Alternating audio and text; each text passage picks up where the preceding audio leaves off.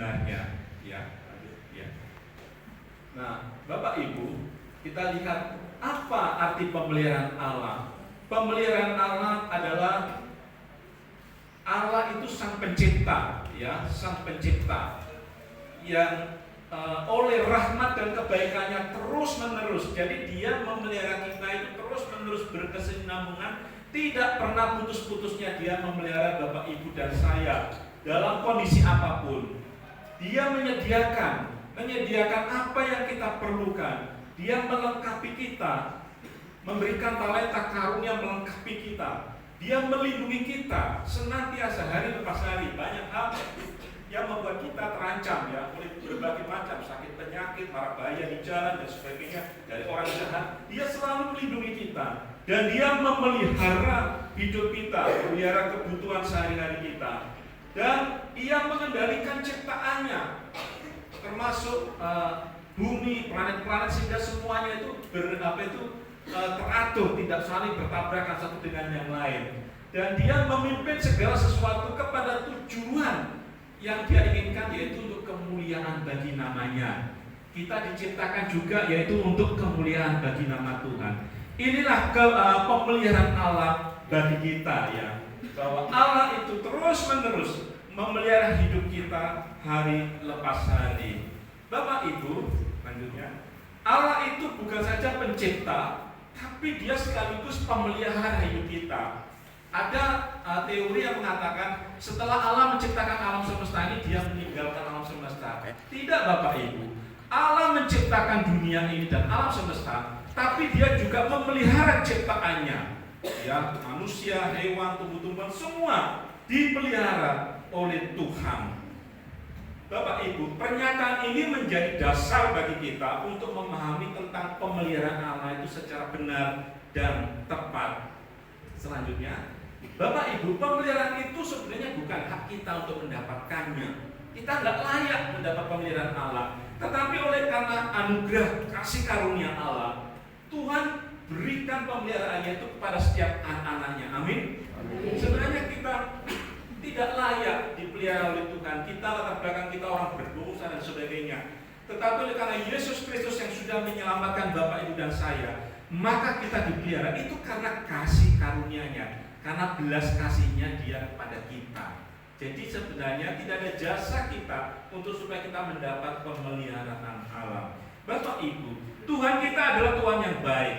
Dia tidak akan pernah meninggalkan kita sebagai yatim piatu atau berjalan sendiri. Lanjutnya, kita lihat firman Tuhan dalam Yohanes 14 ayat 18 berkata, Aku tidak akan meninggalkan kamu sebagai yatim piatu. Jadi Tuhan tidak pernah meninggalkan kita sedetik pun dalam kondisi apapun, ya. Pada saat saudara kaya miskin, pada saat saudara sehat sakit, pada saat saudara menghadapi peristiwa buruk atau saudara mengalami hidup yang baik, Tuhan tidak pernah meninggalkan kita. Amin. Dia tidak akan meninggalkan kita sebagai yatim piatu, meninggalkan kita sendirian. Lanjut. Dalam Mazmur 55 ayat 2 dan 1 Petrus 5 ayat 7, serahkanlah segala kekhawatiranmu kepadanya, maka Ia yang memelihara kamu. Kalau Allah memelihara kita, maka kita harus khawatir dan takut menghadapi hidup ini. Mengapa kita takut menghadapi sakit penyakit dalam hidup ini? Bapak Ibu, namun sayangnya ada sebagian orang Kristen yang meragukan pemeliharaan Allah dalam hidupnya, meragukan pemeliharaan Allah. Kita lihat di sini, ya, lanjut. Siapakah yang meragukan pemeliharaan Allah? Yang pertama, lanjut, yaitu orang Kristen. Ini menjadi pergumulan orang Kristen.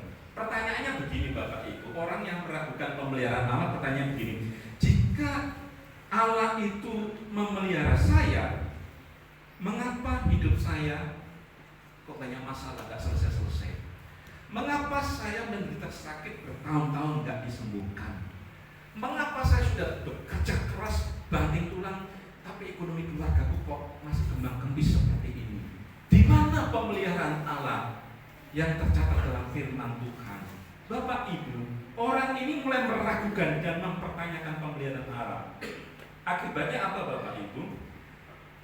Orang ini akhirnya mulai merasa ragu, imannya mulai goyah. Apakah benar Tuhan memperhatikan saya, memelihara saya? Bapak Ibu, Ini menjadi pertanyaan banyak orang Kristen. Ya, banyak orang Kristen. Mengapa sakitku nggak disembuhkan oleh Tuhan? Mengapa keluargaku kok seperti ini? Mengapa doaku kok belum dijawab oleh Tuhan? Ini menjadi pergumulan orang Kristen sehingga orang kadang-kadang mulai meragukan pemeliharaan Allah.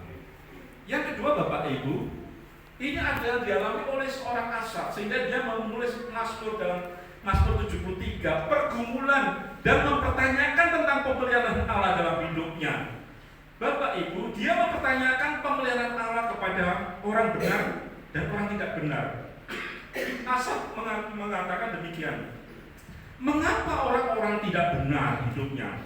Orang-orang fasik yang melawan Tuhan, ya, orang-orang yang congkak, yang sering melakukan pemerasan dengan kekerasan, justru hidupnya mujur.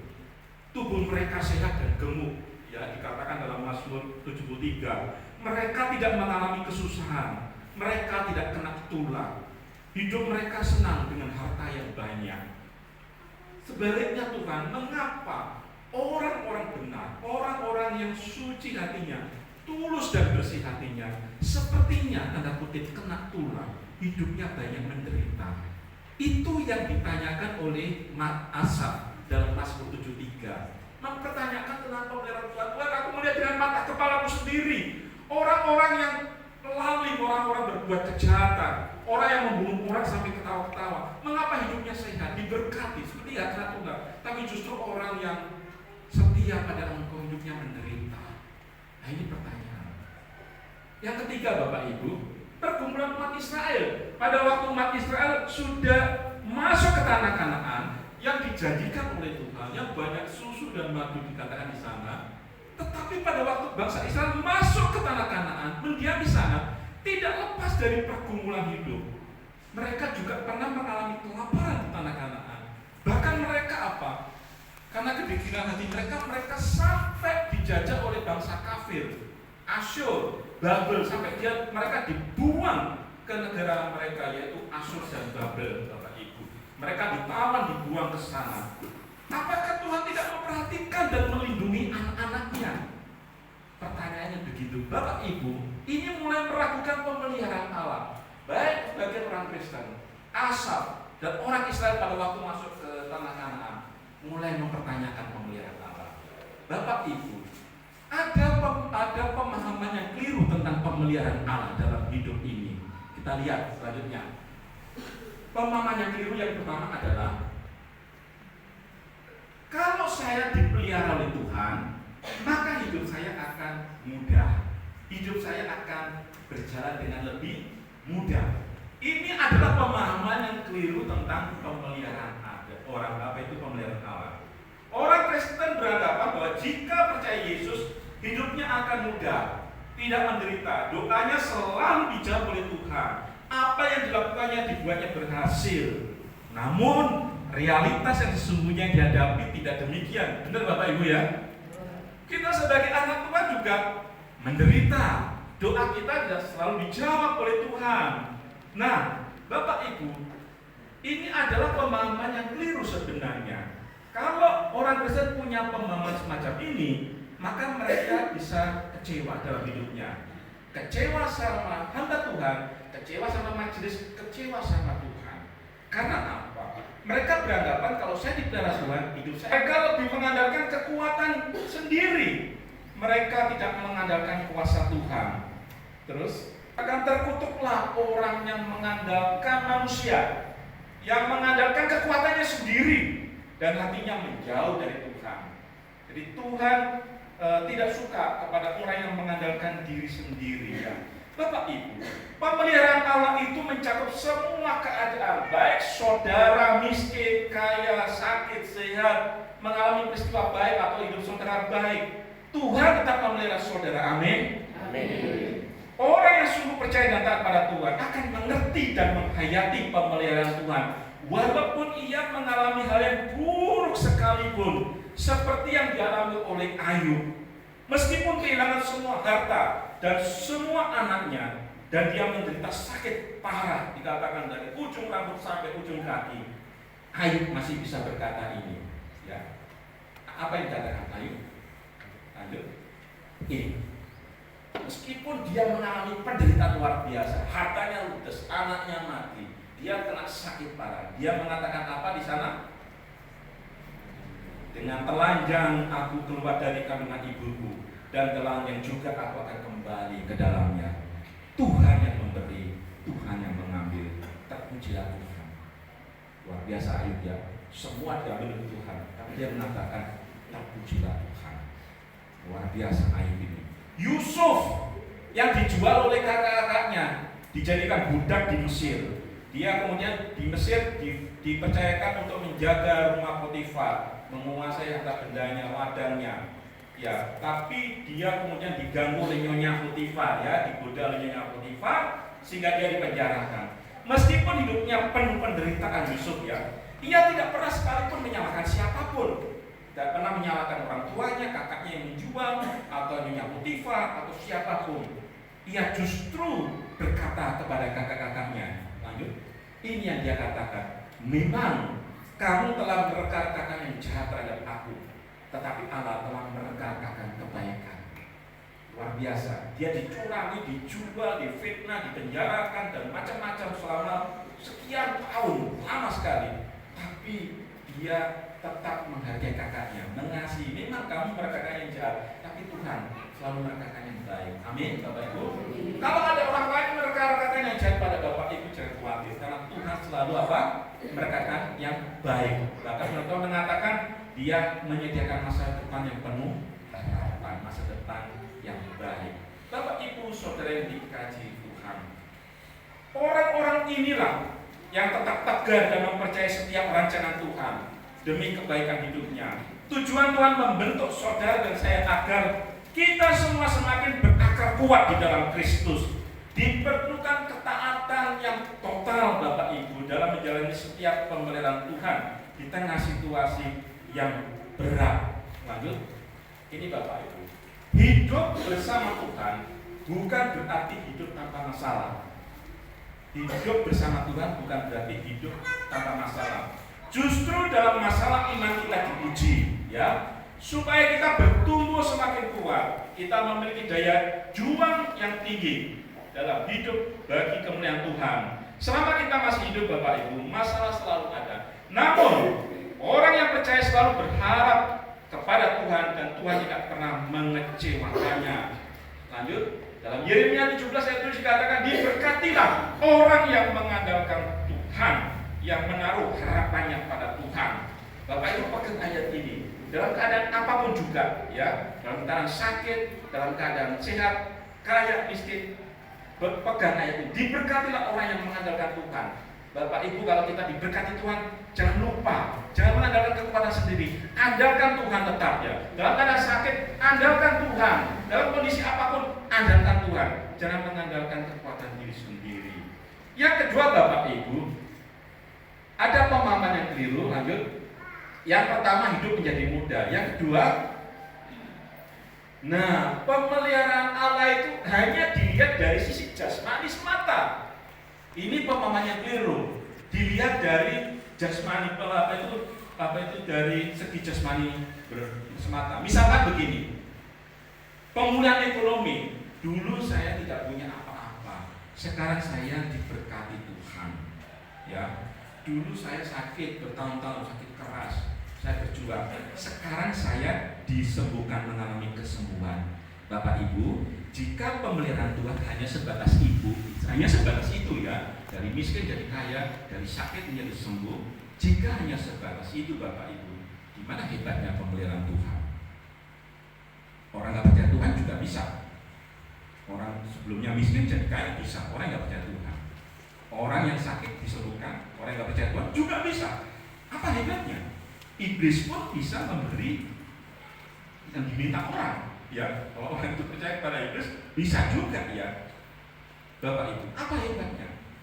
Bapak Ibu, jadi pemeliharaan Tuhan atas hidup orang percaya tidak hanya sekedar perkara jasmani. Jangan diukur dari hal jasmani. Ini pemahaman yang keliru. Memang tidak ada salah Bapak Ibu ketika Tuhan mempercayakan saudara berkat secara jasmani. Tidak ada salahnya. Saudara diberkati dalam keluarganya, kemudian saudara, supaya aku tenang, aman, aku cari asuransi jiwa, ya aku cari asuransi, kemudian aku harus nabung di bank, kemudian aku harus punya jaminan di hari tua. Selama itu tidak mengiring saudara pada keangkuhan, keegoisan, bahkan merasa tidak perlu Tuhan lagi, ya tidak apa-apa. Sebaliknya justru saudara harus semakin giat dalam bersekutu dengan Tuhan, mengucap syukur atas pemeliharaan Tuhan, atas rencananya yang baik bagi saudara, untuk berkat yang saudara terima. Bapak Ibu, pemeliharaan Tuhan tetap berjalan ketika saudara sakit, saudara sehat, itu berkecukupan atau berkekurangan. Ia tetap menjaga saudara. Saudara tetap benar untuk melakukan kehendaknya. Bapak Ibu, sekarang kita belajar bagaimana sih memahami pemeliharaan Allah. Pemeliharaan Allah itu bagaimana berlangsungnya. Kita lihat ya. Bapak Ibu, pemeliharaan Allah itu unik bagi setiap orang, spesial bagi setiap pribadi Bapak Ibu dan saya. Bapak Ibu, pemeliharaan Allah itu unik bagi setiap orang di setiap zaman, dalam setiap situasi. Alkitab memberi banyak contoh tentang pemeliharaan Tuhan, baik kepada mereka yang dipercayakan kekayaan seperti Ayub tadi ya, dari kaya miskin dijadikan kaya lagi. Oleh karena apa? Dia tetap mengandalkan Tuhan. Kemudian juga Sakius terkenal apa? Pemeras ya. Domba yang dekat dengan gembala, Bapak Ibu. Jika kita dekat dengan gembala agung, Sang Gembala Agung kita yaitu Yesus Kristus, kita akan merasa nyaman dan aman. Yesus akan menuntun saudara dan saya ke padang rumput yang hijau. Dia membimbing kita ke air yang tenang, dan ketika kita dalam marak bahaya, maka gada dan tongkatnya itu yang akan menghibur kita, seperti katakan Daud dalam Mazmur 23. Akan tetapi saudara, jika kita mulai berjalan mengikuti kehendak kita sendiri, menyimpang dari jalan Sang Gembala, maka kita akan berada dalam bahaya dan kesulitan. Bapak Ibu, saat ini kita harus introspeksi kembali. Di mana posisi kita yang sebenarnya? Apakah posisi kita dekat dengan Gembala Sang Agung, atau kita justru mulai menjauh dari Gembala Sang Agung Yesus Kristus? Jika saudara dekat dengan Sang Gembala, maka saudara akan merasa nyaman, karena Allah menjadi benteng dan akan melindungi saudara. Sebagai umat Allah, Bapak Ibu, kita membutuhkan campur tangan dan pemeliharaan Allah. Kenapa? Karena kita ini manusia yang lemah dan terbatas dalam banyak hal. Dalam banyak segi kita lemah dan terbatas. Kita tidak dapat menguasai segala situasi dan kondisi yang sulit. Namun Dia akan buka jalan bagi kita pada saat kita menghadapi krisis. Pada saat kita merasa tidak ada jalan, Tuhan membuka jalan. Bapak Ibu, kita harus bersandar pada kuasa-Nya. Dia akan menolong kita secara ajaib. Puji Tuhan. Bapak Ibu saudara yang dikasihi oleh Tuhan, seperti halnya Elia dipelihara oleh Tuhan melalui burung gagak, ya, burung gagak dipelihara oleh Tuhan, maka saudara bisa dipelihara oleh Tuhan dengan cara apapun, dalam situasi apapun. Lanjut, Bapak Ibu, Tuhan membuat segala sesuatu indah pada waktunya. Amin. Selanjutnya. Nah, Bapak Ibu, pemeliharaan Allah kadang menyakitkan, tapi berguna. Ya, Bapak Ibu lihat itu orang kenapa itu? Tertusuk duri ya. Nah, Bapak Ibu, dalam 2 Korintus 12 ayat 7 sampai 10, Tuhan memberi duri dalam daging Paulus, dalam tubuh Paulus. Apapun bentuk duri dalam daging Paulus itu bukan sesuatu yang menyenangkan dan mengenakan Paulus. Bisa menunjuk sesuatu yang menyakitkan dalam diri Paulus. Sekalipun Paulus sudah meminta berulang-ulang, Alkitab mencatat Paulus sudah meminta 3 kali berdoa memohon kepada Tuhan supaya duri ini dicabut atau dia dilepaskan dari penderitaan. Tuhan tidak mengabulkan doa Paulus. Paulus itu rohaninya luar biasa, dipakai Tuhan. Tapi dia pernah berdoa 3 kali supaya duri dalam dagingnya, dalam tubuhnya dicabut. Tapi Tuhan tidak mengabulkan, Bapak Ibu. Sebagai respon atas doa Paulus, Tuhan memberi anugerah ternyata kepada Paulus. Tuhan tidak menjawab Paulus doanya, tapi Tuhan memberi anugerah atas doa Paulus. Yaitu apa? Duri itu tidak dipindahkan, tidak dilenyapkan, tetapi Tuhan memberi kesanggupan kepada Paulus untuk menanggung duri dalam dagingnya. Bapak Ibu, kalau kita ada masalah, yang terbaik doa kita yaitu jangan berdoa, Tuhan singkirkan masalah dalam hidupku. Jangan Bapak Ibu. Tapi Tuhan beri saya kekuatan untuk menghadapi pergumulan ini. Itu doa orang Kristen yang jempolan ya. Hal ini Bapak Ibu dikerjakan Tuhan agar Paulus tidak sombong dalam hidupnya. Kita lihat ya ayatnya. Tuhan mengatakan apa kepada Paulus? Cukuplah kasih karuniaku bagimu, hai Paulus, sebab justru dalam kelemahanmu lah kuasaku akan menjadi sempurna dalam hidupmu. Itu jawaban Tuhan. Dan Paulus merespon dengan luar biasa. Lihat selanjutnya, segala perkara dapat kutanggung di dalam Dia yang memberi kekuatan kepadaku. Filipi 4 ayat 13. Bapak Ibu, itulah respon Paulus. Doanya tidak dijawab oleh Tuhan. Dia tetap menderita, tapi Tuhan memberikan anugerah apa?